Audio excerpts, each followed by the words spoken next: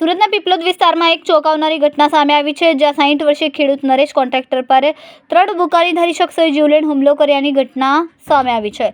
મળતી માહિતી મુજબ નરેશ કોન્ટ્રાક્ટર મોર્નિંગ વોક પૂર્ણ કરીને પોતાના ઘરે પરત ફરી રહ્યા હતા, ત્યારે હુમલાખોરોએ તેમને નિશાન બનાવ્યા હતા। હુમલાનું કારણ જમીન વિવાદ હોવાનું પ્રાથમિક તપાસમાં સામે આવી રહ્યું છે। શહેરના પોશ વિસ્તારમાં બનેલી આ ઘટનાએ કાયદો અને વ્યવસ્થાને લઈને અનેક સવાલો ઊભા કર્યા છે। જાહેર રસ્તા પર ખુલ્લેઆમ હુમલો થવાની ઘટના બાદ સ્થાનિકોમાં ભયનો માહોલ જોવા મળી રહ્યો છે। સૌથી મોટો પ્રશ્ન એ છે કે જો કોઈ વ્યક્તિ પોતાના વિસ્તારમાં પણ સુરક્ષિત ન હોય તો સામાન્ય નાગરિકની સુરક્ષાની જવાબદારી કોણ લેશે? શહેરમાં સતત વધી રહેલી ગુનાહિત પ્રવૃત્તિ વચ્ચે પોલીસની પેટ્રોલિંગ અને ગુના રોકવાની કામગીરી પર પણ પ્રશ્નચિહ્ન ઊભા થયા છે। કેમેરામેન સેનિલ વિરાણી સાથે વિશાલ છેઠા, માનવ પ્રભા ન્યૂઝ, સુરત।